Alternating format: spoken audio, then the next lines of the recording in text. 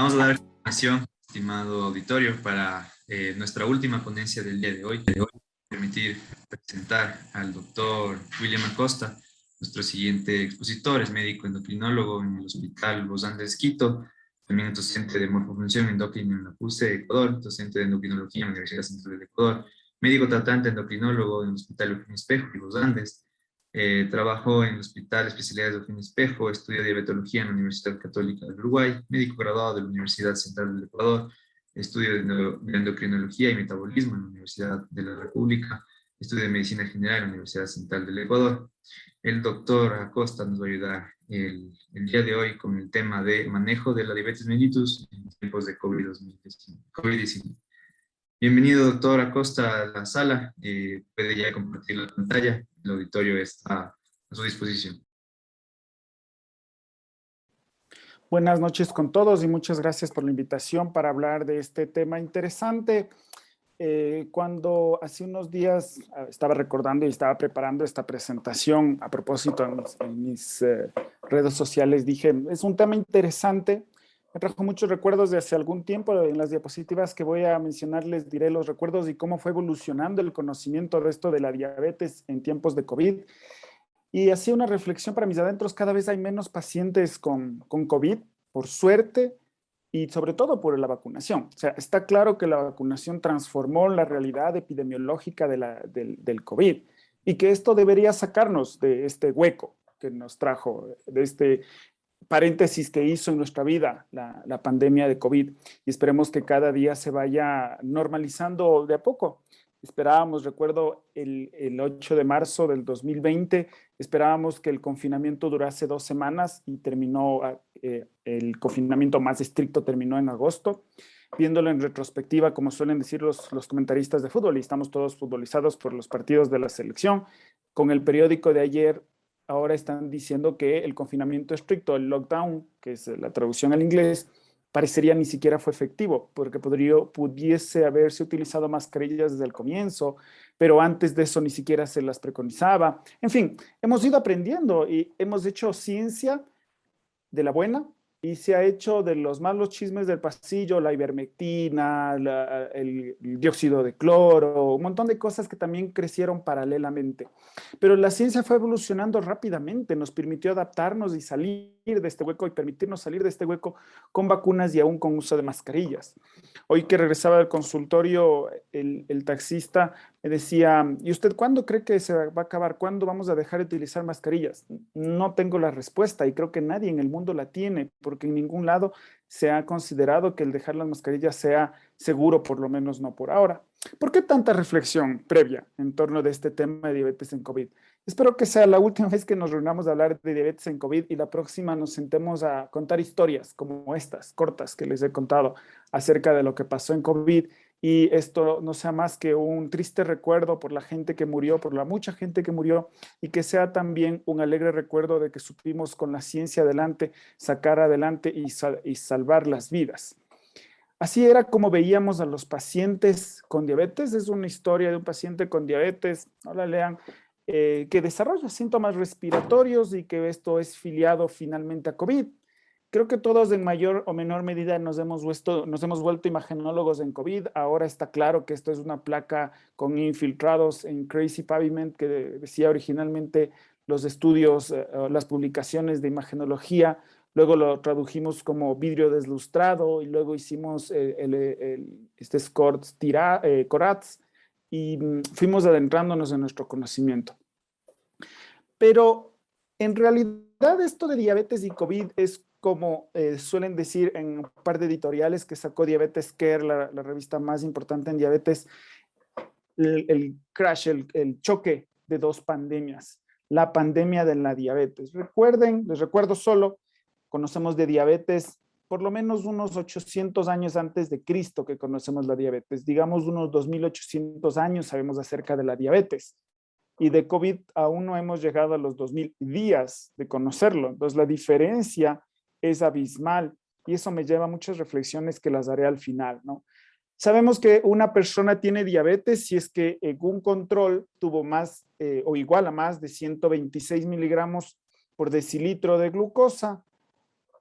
Al día siguiente le repetimos la prueba, al día siguiente le repetimos la prueba, y si tiene 2 veces más de 126, tiene diabetes y la tendrá el resto de la vida.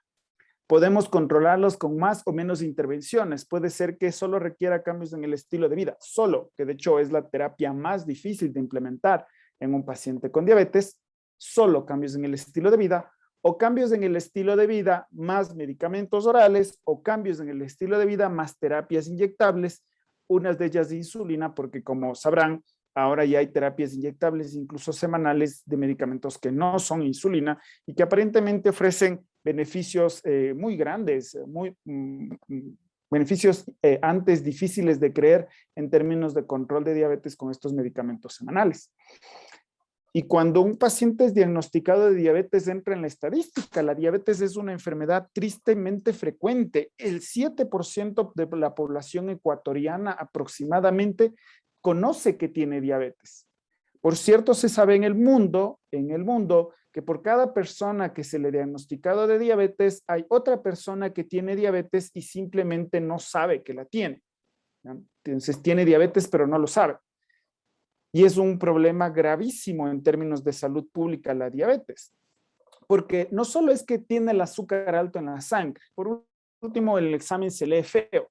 El problema es que este azúcar alto en la sangre es la primera causa de ceguera no congénita en el mundo, la primera causa de insuficiencia renal que requiere terapia de sustitución, esto es diálisis o trasplante en el mundo. La neuropatía diabética es la primera causa de amputaciones no traumáticas de miembros inferiores, además de que aumenta el riesgo de cardiopatía isquémica, de infartos en el corazón en todas sus variantes, de enfermedad cerebrovascular, tanto isquémica como hemorrágica, aumenta la gravedad y la severidad de la arteriopatía obstructiva crónica de miembros inferiores.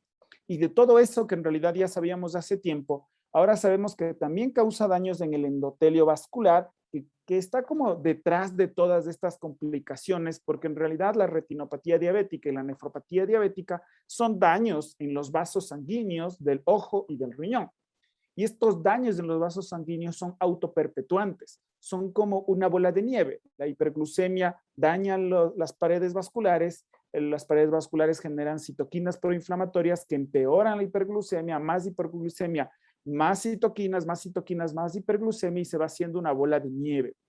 Sabemos que es un factor agravante la diabetes para enfermedad hepática, sobre todo esteatosis hepática, que ahora es tan frecuente, tan común, tan diagnosticada, tan sobrediagnosticada y tan tristemente maltratada. Aumenta el riesgo de enfermedades pulmonares, desde las enfermedades pulmonares alérgicas, el arquetipo del asma, enfermedad pulmonar obstructiva crónica e incluso neoplasias, cáncer de pulmón. Por cierto, la diabetes incrementa el riesgo de todo tipo de cáncer, especialmente cáncer de mama, colon y endometrio. Son más frecuentes y más severos en las personas que tienen diabetes que en las que no tienen diabetes.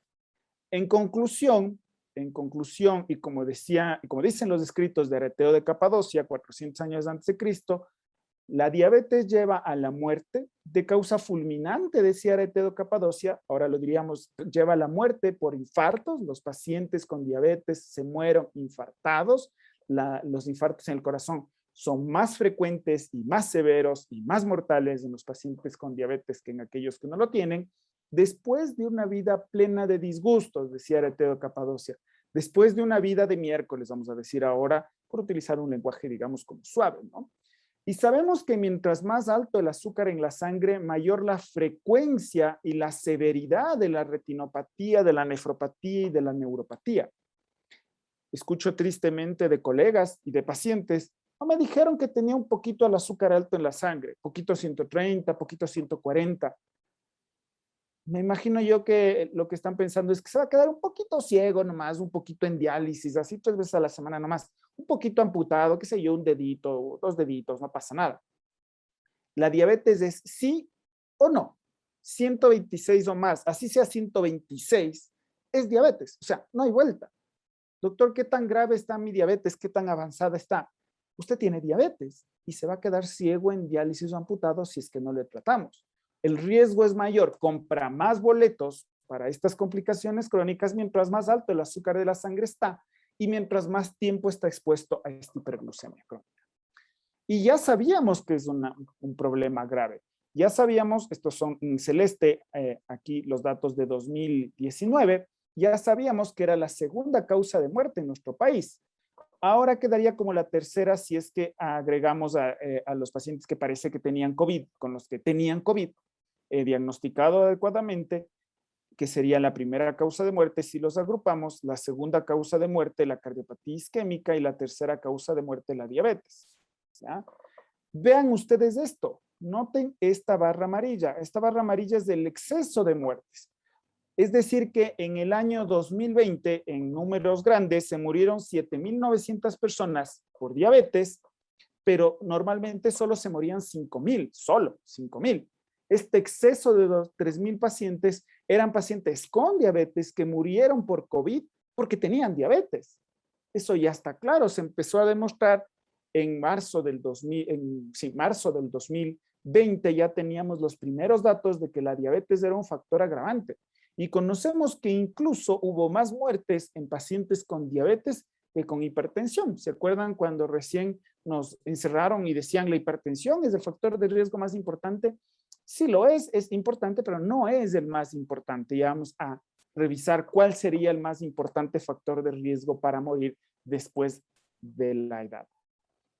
La fisiopatología de la diabetes mellitus tipo 2 es la más frecuente, es compleja, interesantemente compleja. A mí me encanta hablar de la fisiopatología de la diabetes tipo 2, pero todos los elementos, los 11 elementos que ustedes pueden ver en la diabetes tipo 2, se resumen en dos factores de riesgo principales, no únicos, pero principales.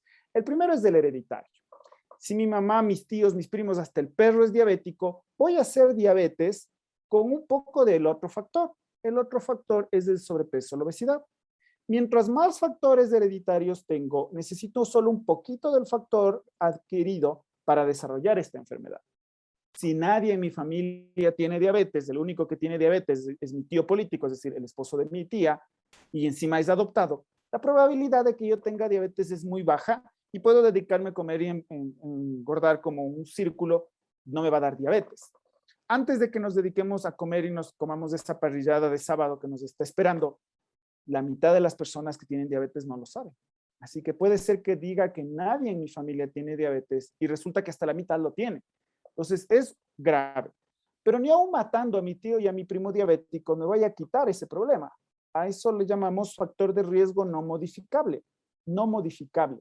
Los factores de riesgo modificables es el peso.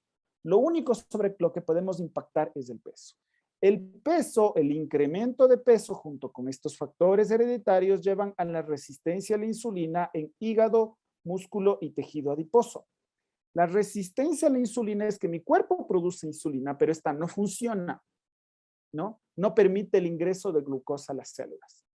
Esta hiperglucemia, por cierto, es citotóxica para las células beta. O sea, encima de que tengo insulina que no funciona, esta hiperglucemia daña las células beta y se me disminuye la insulina, evento que antes pensábamos que solo se daban los pacientes con diabetes tipo 1 y ahora sabemos que no. Los pacientes con diabetes tipo 2, el exceso de peso lleva resistencia a la insulina, es decir, que la insulina que tiene el paciente no funcione, la glucosa se queda en la sangre en lugar de entrar a las células de nuestro cuerpo. Esa hiperglucemia daña el endotelio vascular, causa las complicaciones crónicas que vimos, de paso va encima dañando las células beta y cada vez tenemos menos insulina en el cuerpo del paciente con diabetes. Ante todo este panorama desolador, la diabetes es una enfermedad frecuente, discapacitante y finalmente mortal. Tenemos herramientas para combatirla. La reducción de la glucosa en sangre, el control glucémico, bajarle la glucosa a mi paciente con lo que sea que tenga a mano, disminuye el riesgo de complicaciones microvasculares. Esto es del estudio APDS, lo conocemos desde los años 90. Bajar la glucosa en términos de reducción de hemoglobina glucosilada disminuye el riesgo sobre todo de complicaciones microvasculares, retinopatía y nefropatía.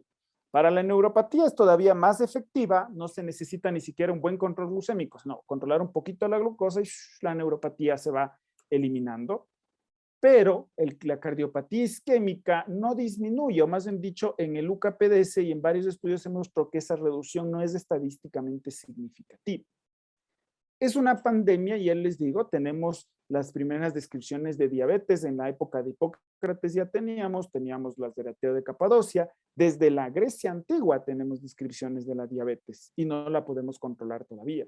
Sobre esta pandemia que existe, que ya ven que causaba muertes, muchísimas muertes, y sigue causando muchísimas muertes, se agregó pues este dichoso virus que vino para cambiarnos, por si no arruinarnos la vida.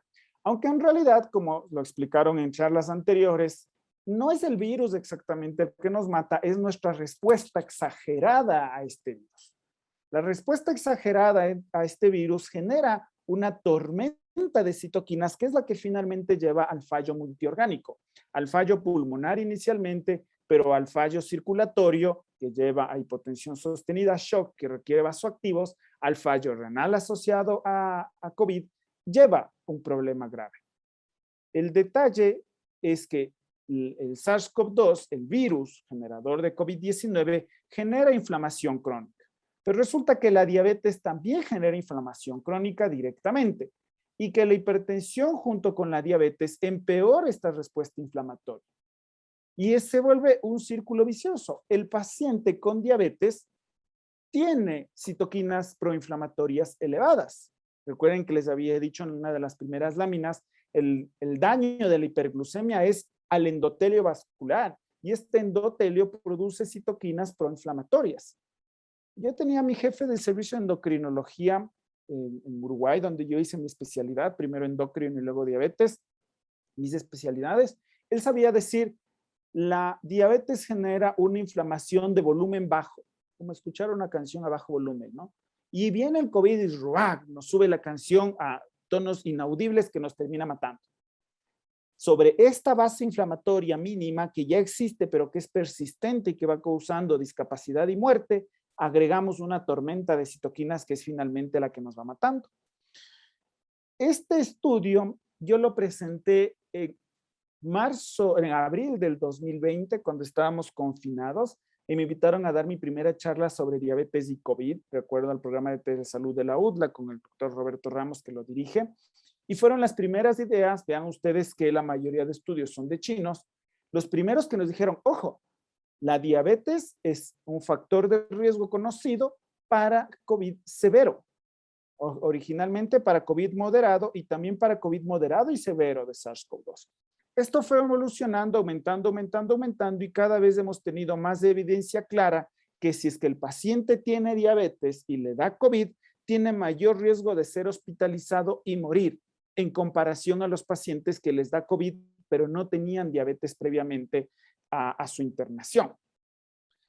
Dentro de los factores de riesgo, estos son los factores de riesgo para muerte, por COVID, tenemos a la diabetes, la hipertensión es un factor de riesgo, la enfermedad respiratoria, pacientes con asma, con EPOC, tenían mayor riesgo de morir, tienen mayor riesgo de morir. Los pacientes con cáncer, aunque ahí no se puede decir el cáncer es un factor de riesgo porque cada cáncer funciona como en realidad como una enfermedad diferente. Entonces, hay algunos cánceres que hacen que el paciente se muera más rápido y existe evidencia de que ciertos tipos de cáncer y tratamientos para cierto tipo de cáncer disminuían la mortalidad, pero en términos generales así es. La enfermedad cardiovascular, el paciente que entraba con antecedente de infarto, el paciente que entraba con arterias coronarias tapadas, se moría si le daba COVID. Y los pacientes que mayor riesgo tenían eran aquellos que apenas llegaba al hospital, ventilador. Si ellos requerían ventilador, era un medio camino a la muerte. Recuerden las escenas tristes de pacientes despidiéndose de sus familiares, de sus seres queridos, los que tuvieron oportunidad de hacerlo, porque les decían que les iban a intubar. Y al comienzo de la pandemia, en marzo del 2020, casi era una condena de muerte porque no sabíamos qué hacer. Agregado a no sabíamos qué hacer, se nos ocurrió la maravillosa idea de dar hidroxicloroquina o cloroquina con acitromicina, porque un estudio in vitro decía que disminuía la replicación del virus y nos olvidamos de toda la medicina, nos olvidamos de toda la medicina y empezamos a pensar que un estudio in vitro es igual a una aplicación in vivo y la ciencia nos hizo recordar que eso no es cierto, que los estudios in vitro son iniciales y luego se tienen que hacer estudios en pacientes para demostrar la efectividad. y muchas personas murieron de causa cardíaca, no necesariamente por el COVID, sino por el tratamiento que les dimos con hidroxicloroquina o cloroquina con o sin acitromicina. Fue uno de los errores que aprendimos, le llaman la medicina de guerra, ¿no? Muchas vidas costaron por lo que nuestra ignorancia. Pero los pacientes con diabetes que les da COVID, ¿se mueren de la diabetes o se mueren del COVID? Como les dije, y yo no soy el más adecuado para enseñarles esto, pero es un conocimiento general, no es el SARS-CoV-2 el que mata, sino la respuesta inflamatoria la que termina matando al paciente. Y en realidad no es la hiperglucemia per se lo que mata, son los infartos en el corazón los que matan a los pacientes, a nuestros pacientes con diabetes, y al paciente con diabetes y COVID se une el hambre y la necesidad, y tenemos que se mueren de enfermedad respiratoria, de cardiopatía isquémica y de falla renal aguda. Y eso les termina matando a nuestros pacientes con diabetes y COVID. Cuando la enfermedad, la disease, la COVID, se une con la diabetes, entonces tenemos un estado proinflamatorio previo que es potenciado por el SARS-CoV-2 y genera entonces esta muerte, este fallo multiorgánico por exceso de citoquinas.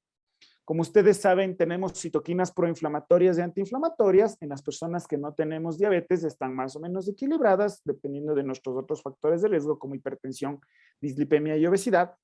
Están más o menos equilibradas, pero el paciente con diabetes ya la tiene desequilibrada a favor de las citoquinas proinflamatorias y entonces empeora y eso es lo que termina matándonos. Los pacientes con diabetes tienen mayor riesgo de terminar hospitalizados, mayor riesgo de requerir terapia respiratoria, asistencia ventilatoria mecánica, o sea, de estar entubados y requerir ventilación, de terminar en terapia intensiva, de mortalidad sobre todo, y esto también se ve de manera similar por la obesidad por sí misma.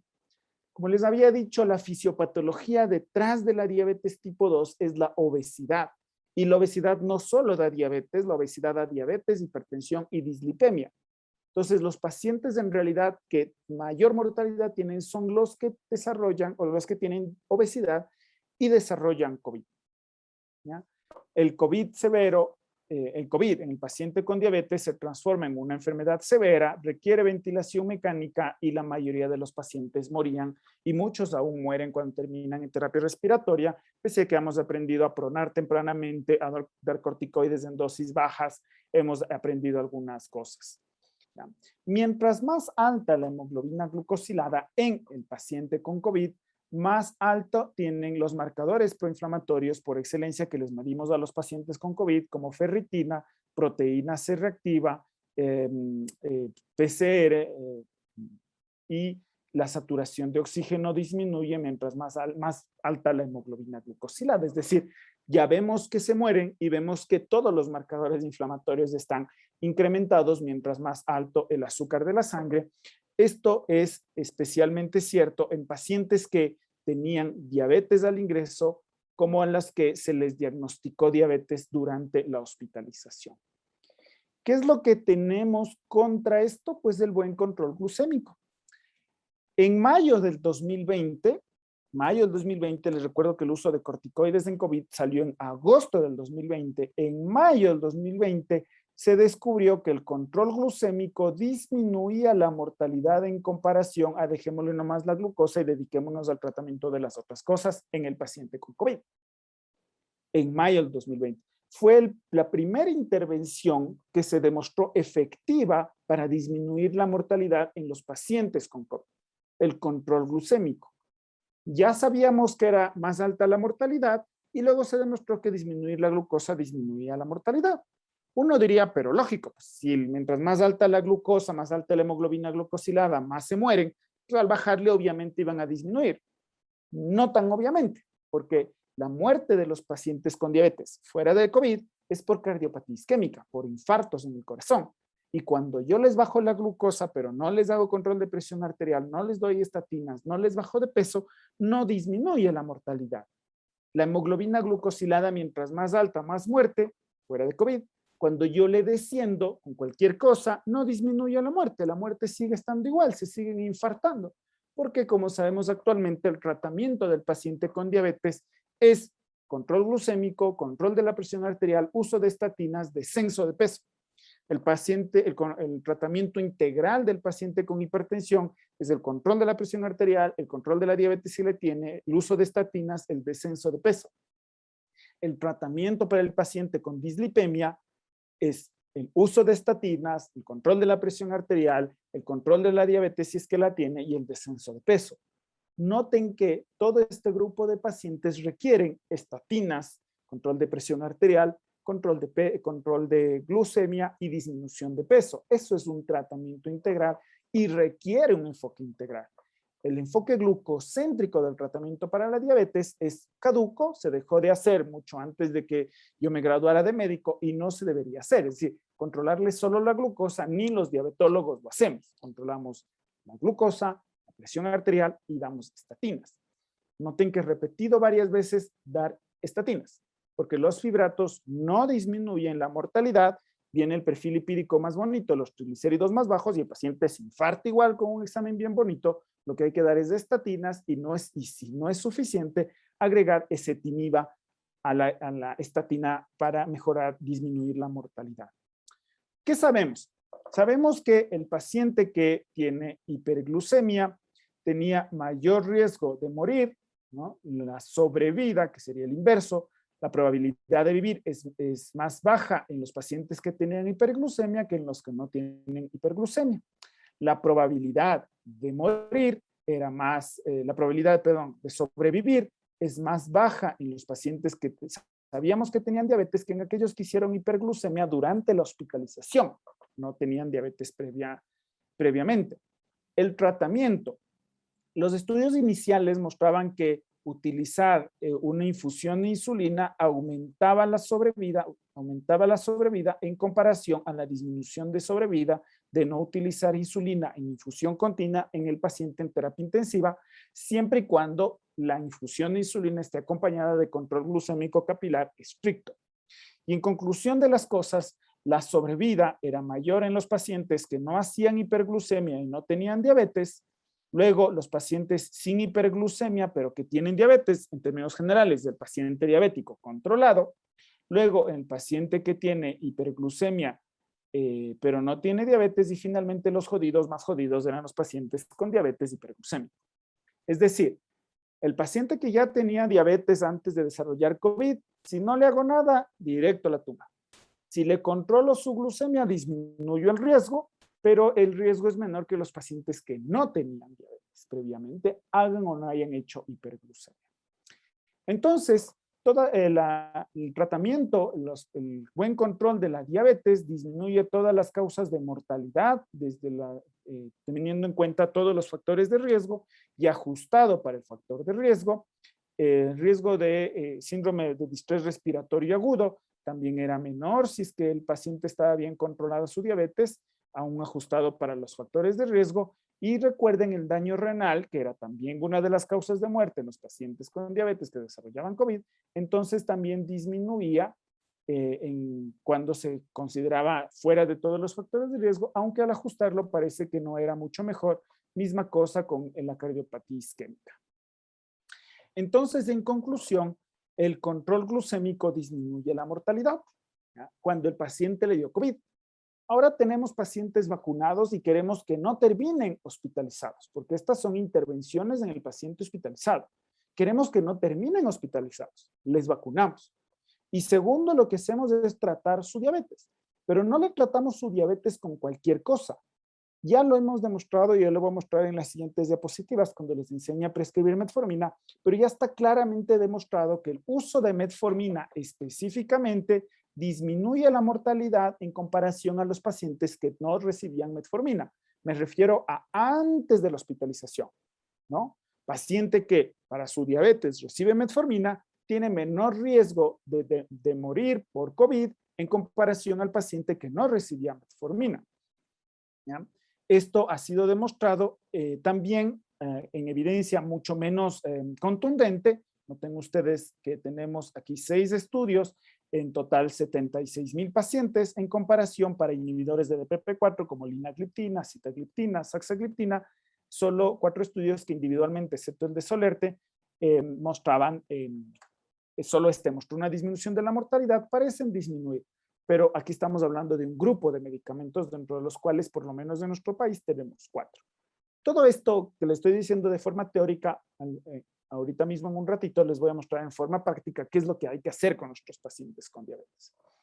Otros tratamientos, como los inhibidores de SGLT2, la muy famosa empaglifosina y dapaglifosina, no hay estudios que comparen directamente, no sabemos si efectivamente son buenos o no para el tratamiento de la diabetes y evitar la muerte por COVID, pero podría ser razonable, o sea, tiene mucho sentido desde la base teológica, pero los estudios son lo que llamamos dispersos, no está claro.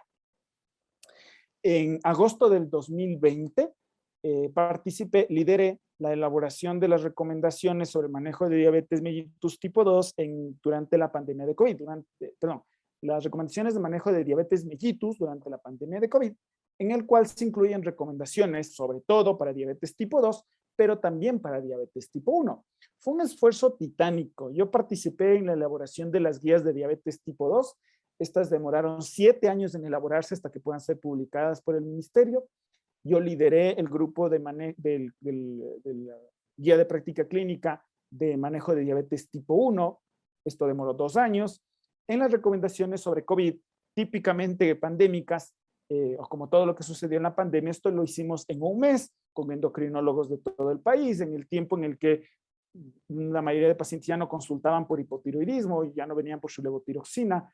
Estábamos tristemente desocupados, pero con muchas ganas de ayudar a salir de esta pandemia y nos reunimos. Tuvimos la asesoría incluso de expertos extranjeros que nos revisaron rápidamente y al cabo de un mes sacamos estas recomendaciones que dentro de todo todavía son muy válidas, sobre todo por ciertos aspectos de manejo ambulatorio, ¿no? El tratamiento de elección para el paciente que tiene hiperglucemia, noten que dice hiperglucemia, no dice diabetes, porque el paciente que está hospitalizado se deja de tener su antecedente y la pregunta es, ¿tiene glucosa alta o no tiene glucosa alta? Eso es todo. Las guías de la Asociación Americana de Diabetes dicen hiperglucemia en el paciente hospitalizado cuando la glucosa es igual o mayor a 180. El paciente tiene más de 180, tiene hiperglucemia. Tenía diabetes antes, factor de riesgo para morirse si es que le da COVID, pero de todas formas se trata de la misma manera. ¿A qué quiero decir? La hiperglucemia se trata durante la hospitalización, tanto por COVID como por cualquier otra enfermedad. Si es que el paciente tiene más de 180 miligramos por decilitro de glucosa, se tiene que intervenir.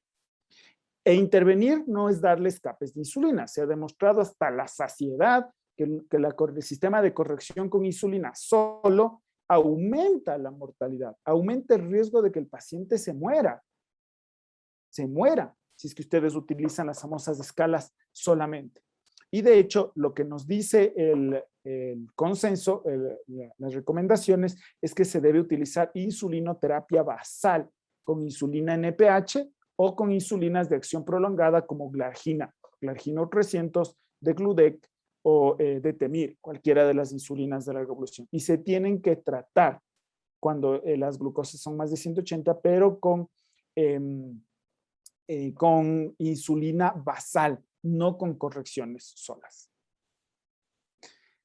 Eso cuando el paciente está hospitalizado. De nuevo, estas son ya de las pocas historias que podemos contar. Ya no hay tantos pacientes hospitalizados gracias a la vacunación y al uso de mascarilla. Cada vez hay menos pacientes hospitalizados. Recién en Quito, para los que somos de Quito, el hospital de Calderón cerró su atención para pacientes con COVID y volvió a la normalidad. El hospital Eugenio Espejo, donde yo trabajaba hace 3 o 4 días, también disminuyó ampliamente sus áreas COVID, ya teníamos muy poquitas áreas COVID.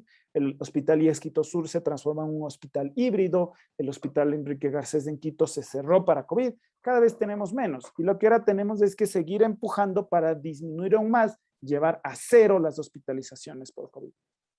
Y lo que nos ayudó mucho durante la pandemia para el manejo de los pacientes fue la teleconsulta, que de hecho fue uno de los primeros estudios, es hecho en la India. Esto fue hecho entre enero y marzo fueron recolectados los datos de los pacientes y fue publicado en mayo, en el cual se diseñaron estrategias. Bueno, ¿qué podemos hacer si no podemos ver al paciente? Si está con insulina, que se haga el monitoreo de glucosa capilar. Si no está con insulina, que se haga la hemoglobina glucosilada y ajustemos el uso de los antidiabéticos. No tenemos que estar presencialmente. Hay que evitar la hiperglucemia sostenida. Hay que tratar la hipertensión. Hay que insistir, no deje sus tratamientos para la diabetes porque eso evitarán que si es que usted se contagia de COVID termine en terapia intensiva o muerto. Y en los pacientes de alto riesgo, pues que tengan medidas de distanciamiento social. En el tiempo de este estudio era aislamiento, ¿no? ¿Y qué fue lo que demostró? Que fue altamente efectivo en controlar la glucosa, en reducir la hemoglobina glucosilada y por tanto en disminuir la mortalidad. Hay que tener cuidado cuando uno hace teleconsulta. Yo sigo haciendo teleconsulta a los pacientes al control cercano, les empiezo un tratamiento, les digo, en 2 meses hay que hacer la hemoglobina glucosilada, me lo podemos hacer por teleconsulta, no necesito examinarle nuevamente en 2 meses. Hay que tener cuidado con los aspectos de confidencialidad, utilizar métodos de conexión que aseguren que no haya filtración de datos, identificar al paciente claramente, que estén de acuerdo con la teleconsulta y que estén de acuerdo con que hay ciertas cosas que de todas formas no se van a poder hacer. Hay que registrar las atenciones por teleconsulta de alguna forma, como método usual, en la historia clínica física, en la electrónica, atención por teleconsulta, ¿ya? Considerar que puede ser necesario mirarle al paciente para hacer el examen físico de pie diabético, por ejemplo, y voy a hablar sobre esto adelante. Algún detalle importante que yo diga, necesito verle, quiero ver si se está poniendo bien la insulina, si está rotando las zonas de aplicación, capaz que necesito verle, pero para un contacto puntual. Y entonces la consulta ya no va a durar 15, 20, 30 minutos, lo que ustedes se demoren, sino va a durar la mitad porque ya solo voy a cosas puntuales. Se hace la historia clínica, por teleconsulta se puede hacer sin ningún problema. El limitante de la teleconsulta es, por supuesto, el examen físico, pero le puedo pedir al paciente que me envíe fotos del pie, que es una de las cosas más importantes, claves que hay que hacer en la consulta del paciente con diabetes. Para déficits neurológicos, bueno, le puedo pedir que camine y que le apunte en la cámara, puedo ver si tiene rasgos faciales de un accidente cerebrovascular anterior o presente, decirle qué hacer si es que enferma, acudir tempranamente al hospital, que tenga medidas de aislamiento y ahora pues distanciamiento social.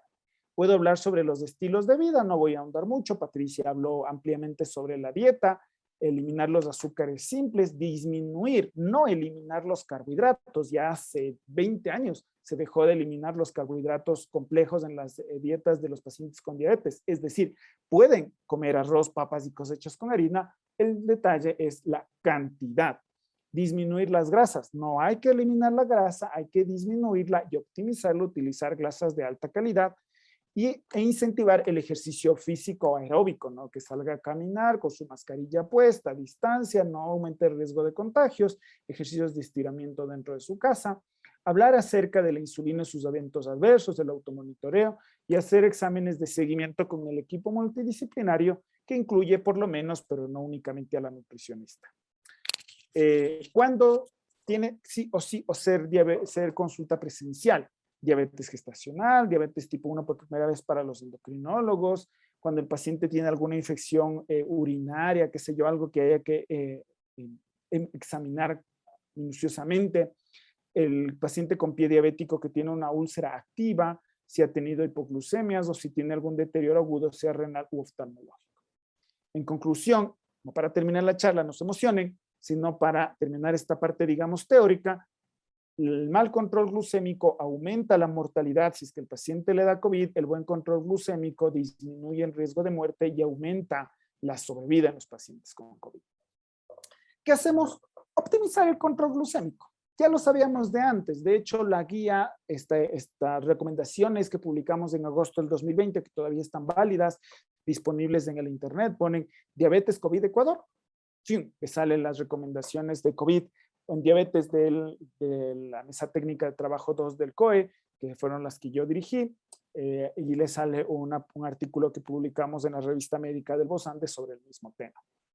Este es el algoritmo de manejo del diabetes tipo 2 del Ministerio de Salud Pública. Todo paciente, el diagnóstico debemos hacer intervención en cambios del estilo de vida, terapia nutricional, educación diabetológica y metformina desde el diagnóstico a dosis terapéutica. Metformina. Mientras más alta la dosis de metformina, mayor la reducción de hemoglobina glucosilada. El detalle es que entre 1500, 2000 y 2550, que como vamos a ver en un ratito son las dosis terapéuticas de metformina, en términos generales no hay diferencia en términos de control glucémico. Es decir, da más o menos lo mismo que yo le dé 1500, que le dé 2000, a que le dé 2550. Lo que sí está claro es que dar dosis de 500 y 1000 miligramos no es tan efectivo y ahí sí que hay diferencias entre 1000 y 2000. Parecería lógico, pero vean cómo entre 2000 y 2550 no hay diferencias, más parece que hasta la diabetes se descontrola un poco. ¿Ya? Mientras de dosis más altas de metformina, disminuyo la mortalidad por COVID-19. Mientras de dosis más altas de metformina, disminuyo la muerte por COVID-19. No solo que el paciente reciba 500 miligramos de metformina por día, eso por cierto no sirve para nada. Lo que hay que hacer es dar dosis terapéuticas de metformina. Porque de hecho ya lo sabíamos, el UKPDS, el estudio prospectivo de diabetes publicado en los años 90, ya nos demostró que dar metformina disminuye la mortalidad en comparación a utilizar insulinas sulfonilureas, aunque los dos pacientes tengan el mismo control glucémico. ¿A qué me refiero? Un paciente con hemoglobina glucosilada de 8, le bajo a 7, pero si le bajo a 7 con metformina, disminuye la mortalidad. Si le bajo a 7 con cualquier otro medicamento, la mortalidad sigue exactamente igual. La metformina disminuye la hemoglobina glucosilada y esto disminuye la ceguera, la nefropatía, la neuropatía, pero además disminuye la mortalidad. Los otros medicamentos para la diabetes no disminuyen la mortalidad. Y antes de que digan que los inhibidores de SGLT2, que DAPA y EMPA también disminuyen la mortalidad, eso tiene un asterisco, una anotación en pacientes con cardiopatía isquémica establecida, o pacientes con falla cardíaca, o pacientes con insuficiencia renal moderada severa. Es decir, no en todos los pacientes disminuye la mortalidad de los que están más afectados, mientras que metformina disminuye la mortalidad en todos los pacientes con diabetes. Esto ya ha sido demostrado incluso en metaanálisis iniciales que se hicieron en el 2016 y en metaanálisis más actuales que incluyen ya miles de pacientes, cientos de miles de pacientes, se demuestra que el uso de metformina a dosis terapéutica disminuye la mortalidad. Disminuye la mortalidad en comparación a insulina, es menor la muerte por diabetes, por cardiopatía isquémica en el paciente que recibe metformina en comparación al que recibe insulina. Es menor la muerte en los pacientes con diabetes que reciben metformina en comparación a sulfonilureas. Lo único que no es diferente es en el paciente con diabetes que recibe solo cambios en el estilo de vida versus metformina. Es lo mismo, disminuyen igual la mortalidad, pero lo que hacemos es darles, a estos pacientes les damos metformina y cambios en el estilo de vida y así les disminuye la mortalidad, porque cualquier cosa comparada con metformina es menos efectiva en términos de disminuir la mortalidad. O sea, no importa contra qué le compare, excepto cambios en el estilo de vida, metformina disminuye la muerte. ¿Por qué disminuye la muerte? Creemos muchas cosas, no sabemos exactamente nada, porque como metformina es un medicamento muy antiguo, a la industria farmacéutica no le interesa para nada estudiarlo, ¿verdad? Que hay algunas explicaciones ahí teóricas que no se han logrado demostrar fehacientemente. ¿Cómo prescribo metformina en mi paciente con diabetes? O sea, si salen con esta charla con la idea de que la metformina disminuye la muerte, estamos hechos, están salvando vidas, a diestro y siniestro dando metformina en el paciente con diabetes, pero a dosis terapéutica. Metformina 500 miligramos QD no sirve para nada. La metformina se tiene que dar por lo menos 1000 miligramos por día. Pero antes de decir cómo es la prescripción, la metformina normalita, digamos, tiene una vida media de 8 horas. Se tiene que dar 3 veces al día. O sea, metformina 500 miligramos, primero, no es una dosis terapéutica. Segundo, no cubre ni siquiera las 24 horas de tratamiento. Tercero, no disminuye la mortalidad. La metformina se prescribe 3 veces al día. Problema, causa intolerancia gastrointestinal, a mí me gusta llamarle baja, causa dolor abdominal y diarrea. Yo debería prescribirle a mi paciente, mi paciente que no me cae bien, 500 miligramos con cada comida, desayuno, almuerzo, merienda. ¿Por qué al que no me cae tan bien? Porque si yo le prescribo 2000 miligramos por día, aumento o disminuyo más la mortalidad en comparación a solo 1500.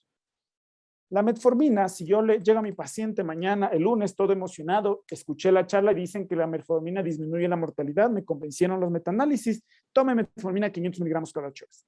El 70% de nuestros pacientes, de estos pacientes, les va a hacer diarrea y se van a acordar de su mamá, de la mamá de su mamá y de la mamá de la mamá de su mamá, porque les va a decir hijos de, ¿no? Entonces, para evitar eso, y solo para evitar eso, se empieza con 500 miligramos de metformina con la merienda. con la merienda. Administrar con comida disminuye el riesgo de eventos adversos gastrointestinales. Por 2 semanas. Solo ahí, por 2 semanas, 500 miligramos. Luego, 500 miligramos desayuno y merienda por 2 semanas, y al mes ya está tomando 500 miligramos desayuno, almuerzo, merienda.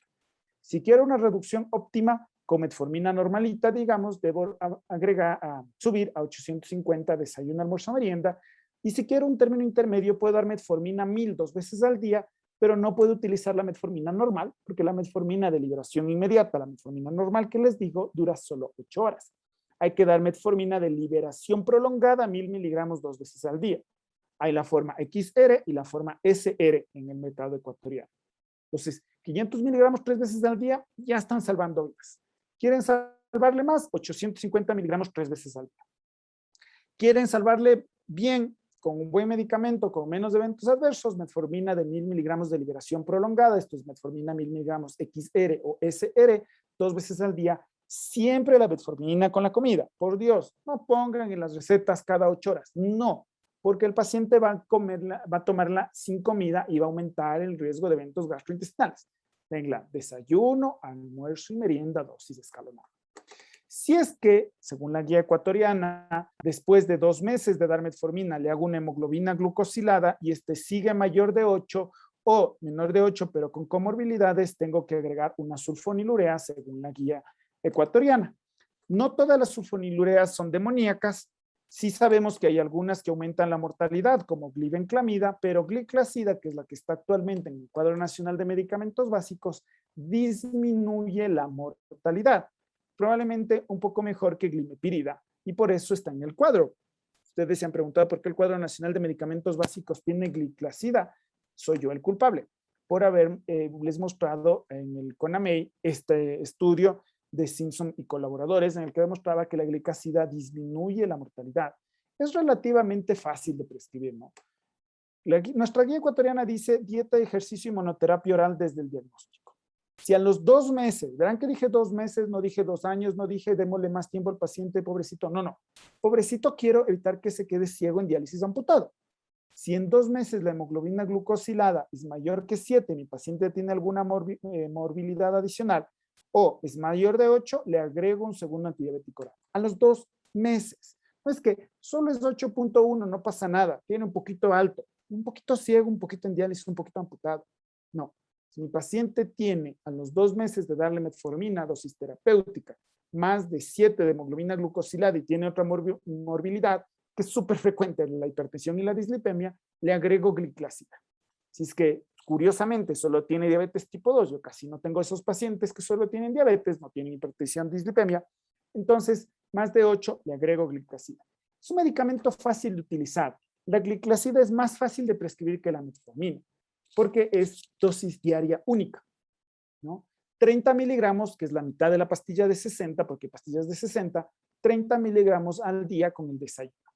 A los 2 meses de tomar metformina, desayuno, almuerzo, merienda y gliclazida media de 60, o sea, 30 miligramos con el desayuno, a los 2 meses le hago hemoglobina glucosilada. Si sigue por encima de mi meta, habitualmente mayor de 7, le aumento a 60 miligramos por día. En 2 meses le pido hemoglobina glucosilada. Si sigue encima de mi meta, le pongo entonces el doble, 120 miligramos QD, que es la dosis máxima efectiva, ¿ya? Y si no es suficiente y no llego a mi meta, pues puedo requerir agregar insulinoterapia o esquemas avanzados de insulinoterapia.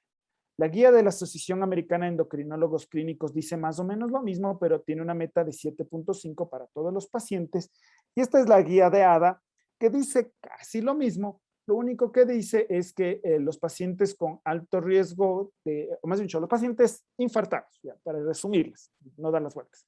Paciente infartado con falla cardíaca o con insuficiencia renal moderada severa, deben recibir empaglifosina o dapaglifosina, que son los medicamentos que hay en el Ecuador, porque las incretinas inyectables, que también disminuyen la mortalidad en este grupo de pacientes, no hay en el Ecuador.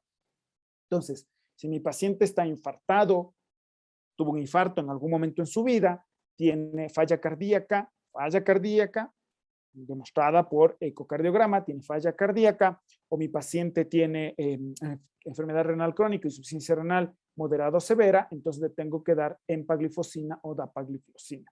Si no tiene estos factores de riesgo, pues puede utilizar inhibidores de DPP4, los agonistas de GLP-1, ahorita tenemos dulaglutide como único, el Trulicity en el Ecuador, inhibidores de CGLT2, tenemos empaglifosina y no hay tiazolidinedionas en nuestro país, de manera que no se puede utilizar. Si le quiero bajar de peso, agonistas de receptores GLP-1, en realidad no hay los que descienden de peso en nuestro país, pero tenemos dulaglutide, que puede ser una buena opción, Trulicity, inhibidores de CGLT2, empaglifosina o dapaglifosida, y si estoy en el Ministerio de Salud Pública o mi paciente no tiene plata, no es una mala opción, ADA mismo lo dice, puedo darles sulfonilureas, gliclazida, ya les enseño cómo darles porque tiazolidinedionas, o sea, pioglitazona, no hay en el Ecuador. ¿Sí? Si es que no logro mi meta, tengo que agregar otro medicamento. Recuerden que esto es agregado a metformina, no solo.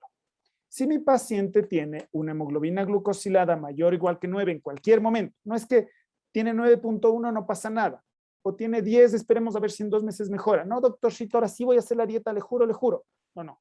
Hemoglobina glucosilada más de 9 es igual a insulinoterapia.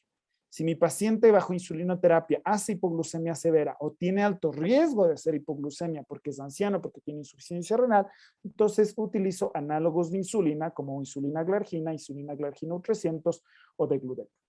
Mientras más rápido y más agresivo soy en mi tratamiento, menor las variaciones glucémicas. Cuando yo empiezo con metformina dosis baja, hace hiperglucemia, ahí le pongo el segundo antidiabético oral, y mientras más me demoro, causo estas variaciones que aumentan el riesgo de las complicaciones.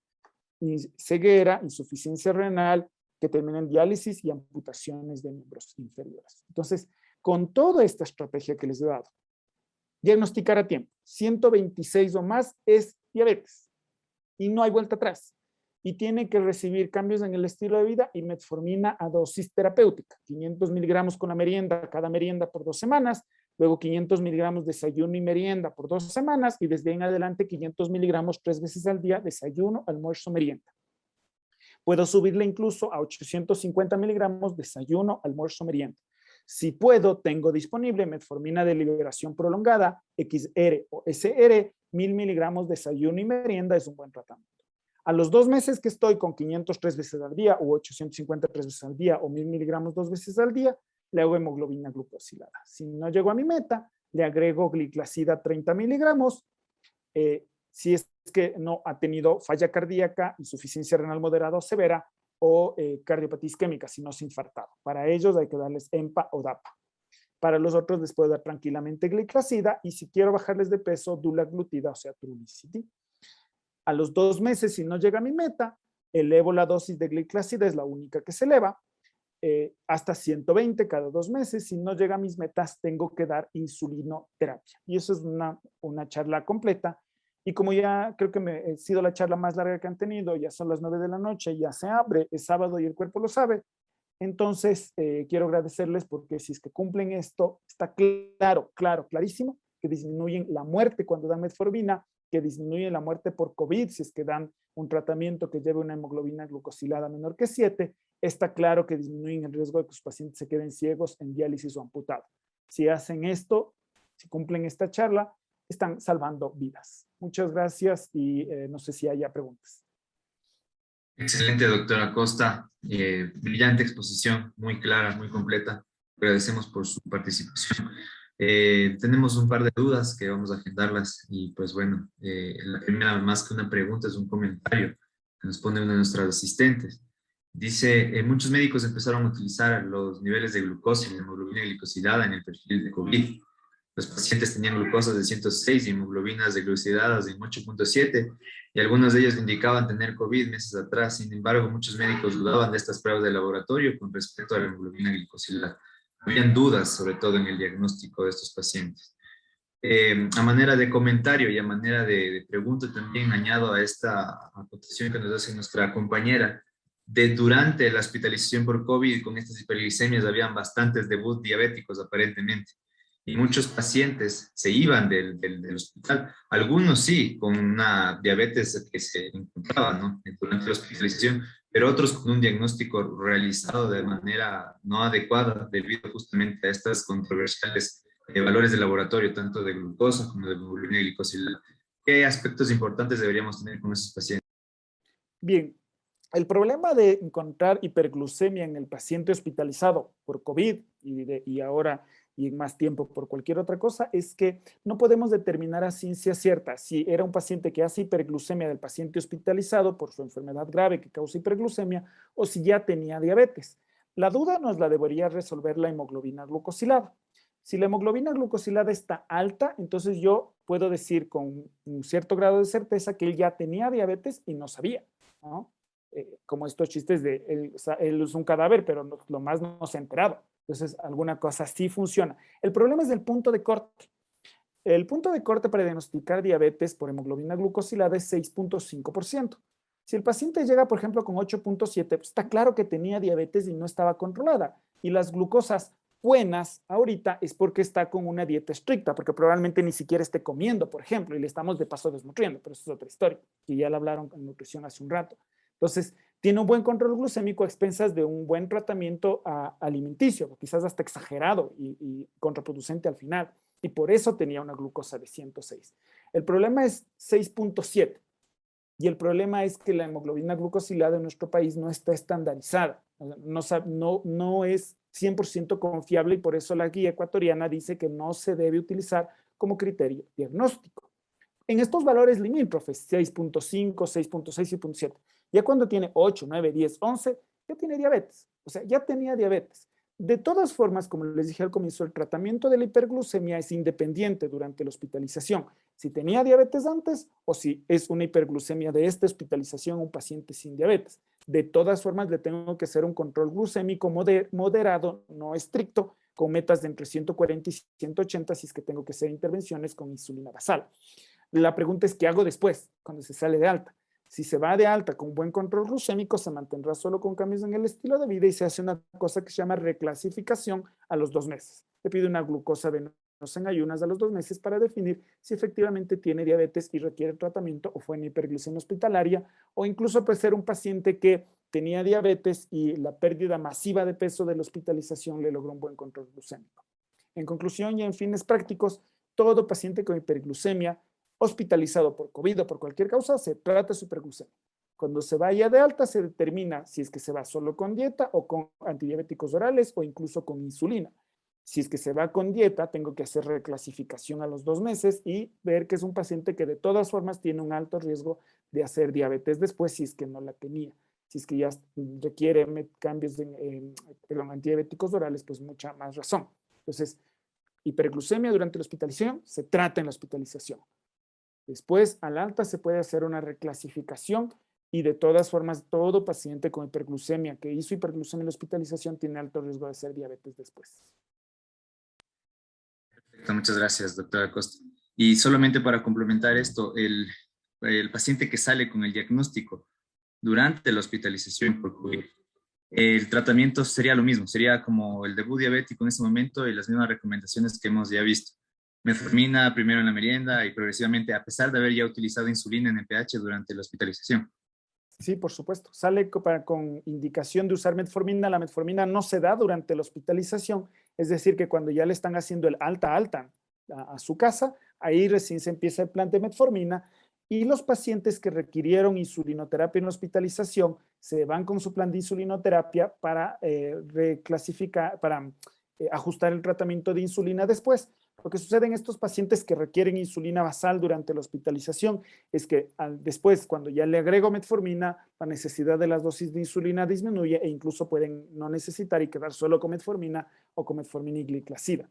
Si el paciente requiere insulina basal durante la hospitalización, se va con insulina y su plan de inicio de metformina. Si no requiere insulina alta, se va con su metformina. Y si normalizó sus glucosas al alta, se va para reclasificar en 2 meses. Queda muy claro, doctor Acosta. Y bueno, esas serían todas las dudas por el día de hoy. Realmente la charla muy completa y muy ha resuelto todas nuestras dudas. Doctor Acosta, le agradecemos nuevamente por su presencia una vez más en nuestras capacitaciones y cursos. Esperamos tenerlo nuevamente junto a nosotros y pues le deseamos una muy buena noche. Muchas gracias a ustedes. Buenas noches.